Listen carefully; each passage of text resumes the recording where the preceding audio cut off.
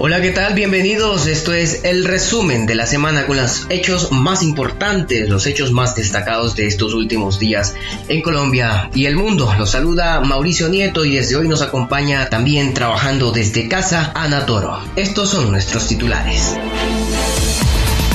American Airlines suspenderá a por lo menos 13.000 empleados por la crisis debido a la pandemia. México autoriza uso de la vacuna rusa Sputnik 5. 12 muertos deja un choque de embarcaciones en Tumaco, Nariño. Acusación histórica en Colombia. La JEP imputó cargos contra 8 antiguos miembros de las FARC. 1.000 migrantes entre cubanos, africanos y haitianos estaban varados en Colombia por el cierre de fronteras por la pandemia. La situación es crítica en Necoclí, Antioquia. Las muertes múltiples por masacres en Colombia siguen en aumento, denuncia Indepaz. Y desde Medellín, Santiago Loaiza, y desde Bucaramanga, Clisman González nos entregan un reporte de los hechos más importantes en nuestras regiones. American Airlines es una de las aerolíneas más importantes del mundo y esta suspenderá a más de 10.000 empleados debido a la poca ayuda estatal que han recibido tras la crisis económica provocada por el coronavirus. El presidente Joe Biden pronuncia su primer discurso como mandatario ante el Departamento de Estado y portavoz de la Casa Blanca, Ned Prince, dice que Washington no planea contacto con el gobierno de Nicolás Maduro. Sofía Pisani de La Voz de América desde Washington nos cuenta el resumen de la agenda esta semana.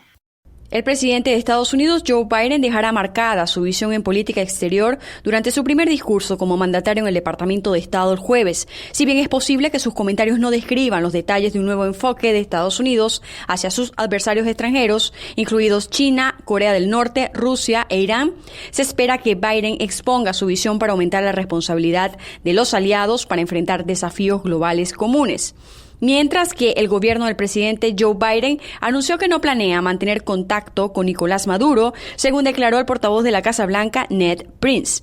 A pesar de que el nuevo inquilino de la Casa Blanca se ha mostrado dispuesto a rebajar la tensión existente entre ambos países en los últimos años. Por otro lado, los estragos económicos de la pandemia continúan. La compañía American Airlines anunció el miércoles que esta semana le enviarán cartas a unos 13.000 empleados para notificarles que serán suspendidos temporalmente sin derecho a pago tras la falta de ayuda federal ante la crisis que atraviesan las aerolíneas por la pandemia del coronavirus. El segundo paquete de ayuda, conocido como la Ley CARES, expira el próximo 31 de marzo y el volumen de viajeros sigue siendo limitado desde que comenzó la pandemia hace casi un año, lo cual ha afectado operaciones.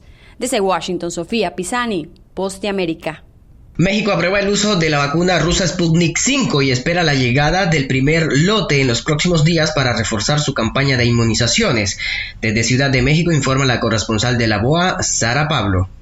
El gobierno mexicano ultima detalles con Rusia para la compra de la vacuna contra el COVID Sputnik 5. La polémica sobre la confiabilidad de la vacuna prácticamente se dio por concluida luego de que un análisis provisional de los resultados del ensayo fase 3 fuera publicado en la revista médica The Lancet y horas después la Comisión Federal para la Protección contra Riesgos Sanitarios en México autorizó su uso de emergencia. Este miércoles por la noche el subsecretario de Salud Hugo López-Gatell informó que el último borrador del contrato fue recibido y se espera cerrar el convenio en las próximas horas. De acuerdo con información de ambos países, en febrero se recibirán 400,000 dosis, 1 millón en marzo, 6 millones en abril y 16.6 millones en mayo, lo que servirá para inmunizar a 12 millones de personas. Sara Pablo, Voz de América, Ciudad de México.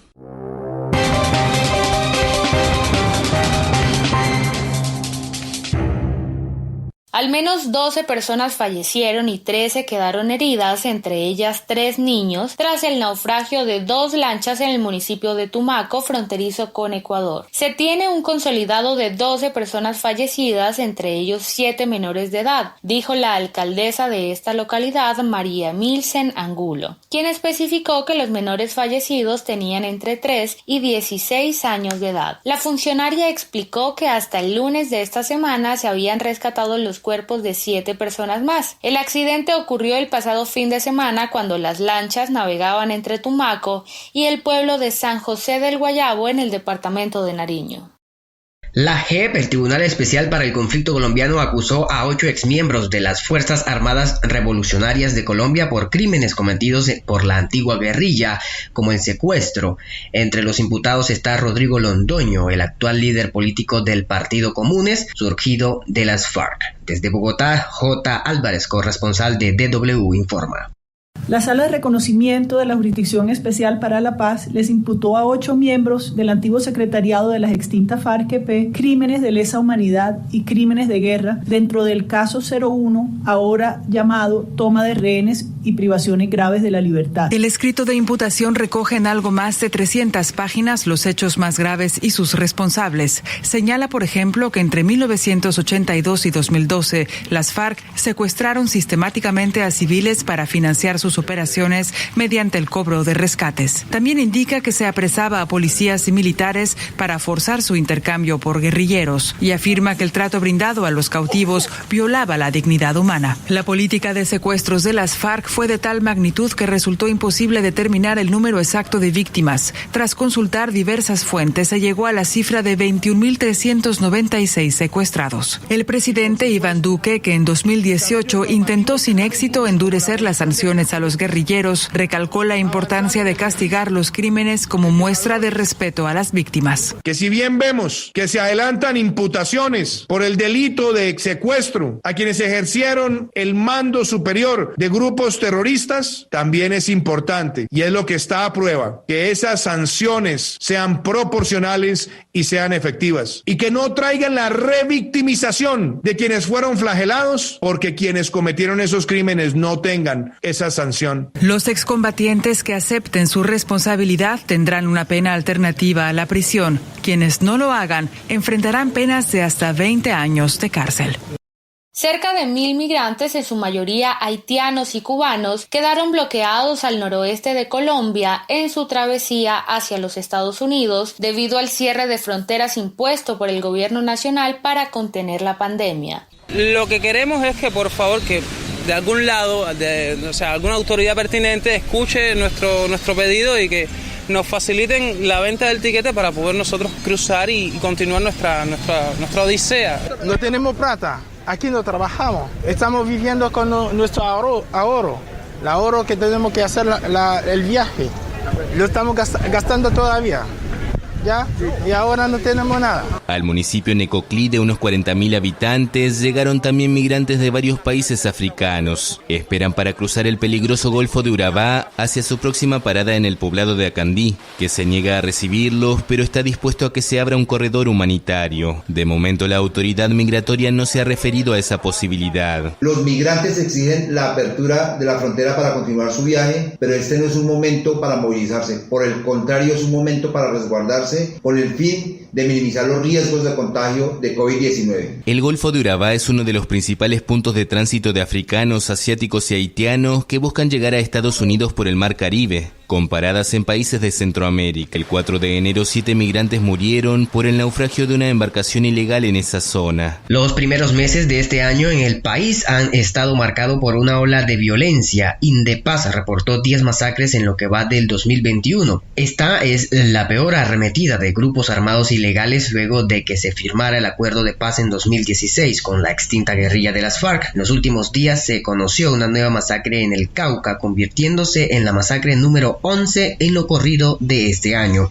El periodista Yair Díaz de la agencia RPTV tiene los detalles en el siguiente informe. El inicio del 2021 para Colombia estuvo marcado por una ola de violencia. Denunciaron organizaciones no gubernamentales que presentaron un seguimiento estadístico de casos. Según el Observatorio Independiente Indepaz, en el país se ha registrado el homicidio de un líder social cada 41 horas. Cada 5 días fue asesinado un excombatiente de las FARC y cada 4 días fue perpetrada una masacre. Esta es la peor arremetida de grupos armados ilegales luego de que se firmara el acuerdo de paz en 2016 con la extinta guerrilla de las FARC, según el observatorio. En las masacres que se han presentado en estos días, los jóvenes están siendo objeto de un atropello. Robinson Liscano, maestro de los jóvenes asesinados en un municipio del Valle del Cauca, ubicado al occidente de Colombia, hizo un llamado para que no se trivialicen estos homicidios en el país. Tristes, pero creo que no podemos caer en la resignación. Al analizar las estadísticas y las circunstancias desde el punto de vista del politólogo Néstor Rosanía, en el país no hay una política clara para contrarrestar el retorno de estas manifestaciones de violencia. Un gran retroceso en materia de seguridad y lo demuestran son el tema de las masacres, que es muy grave. El nuevo ministro de Defensa, Diego Molano Aponte, aseguró a los colombianos que se trabajará para desmantelar organizaciones al margen de la ley.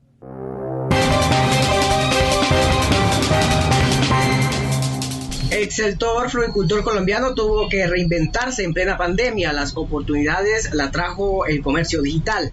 La campaña de San Valentín 2021 y los pedidos online desde Estados Unidos ahora son una de las esperanzas de reproducción para el sector. Desde Medellín, Patricia Salas tiene el reporte. Los meses de marzo y abril del año 2020 fueron meses muy difíciles, con una afección alrededor del 50% en reducción de las exportaciones de Colombia a todos sus destinos, dado por el cerramiento sistemático que tuvieron los diferentes países. Esto los obligó a reinventarse y apostar por el comercio digital, especialmente en Estados Unidos, su mayor comprador, con más del 75% de las flores. La compra online ha hecho posible que una cuarta parte de los pedidos de la campaña de San Valentín lleguen directamente en formato digital y se estima para esta festividad exportaciones por valor de 700 millones de tallos de flores colombianas. Estados Unidos, Japón, Inglaterra, Holanda, España o Rusia son los mayores compradores de flores colombianas. La pandemia obligó a las empresas a buscar en el comercio digital una salida a sus productos y lo hicieron a través de plataformas como eBay o Amazon. Colombia es el segundo exportador del mundo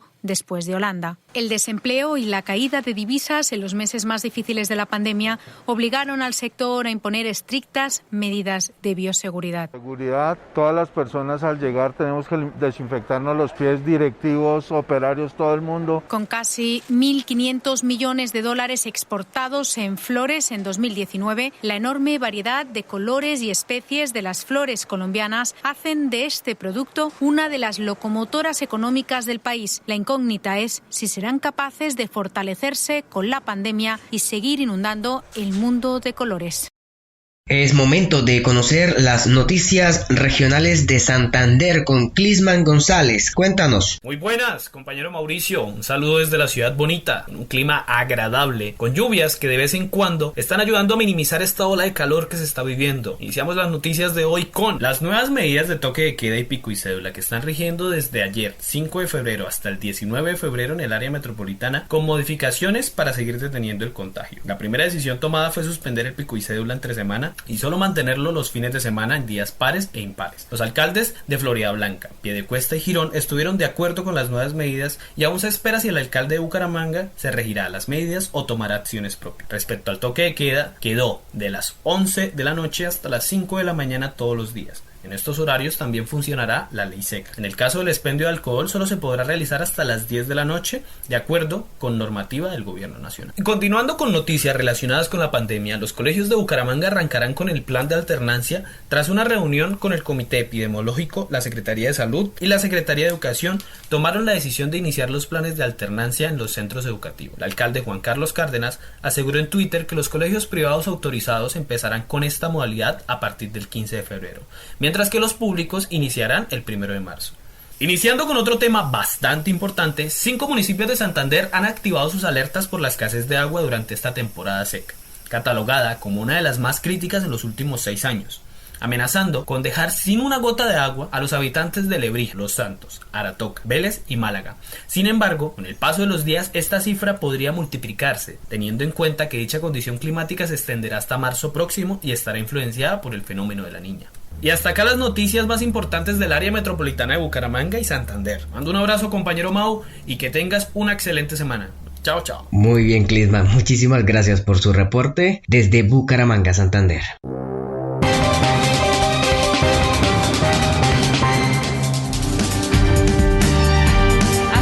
Resumen con las noticias más importantes de esta semana. Recuerden que ustedes nos pueden escuchar a través de la página web de la emisora www.estereor.wix.com/inicio. Y si ustedes así lo desean, pueden volver a escuchar este podcast a través de las aplicaciones TuneIn, Deezer, Spotify, iTunes y Google Podcasts. Nosotros nos escuchamos el próximo fin de semana con toda la información resumida en 15 minutos.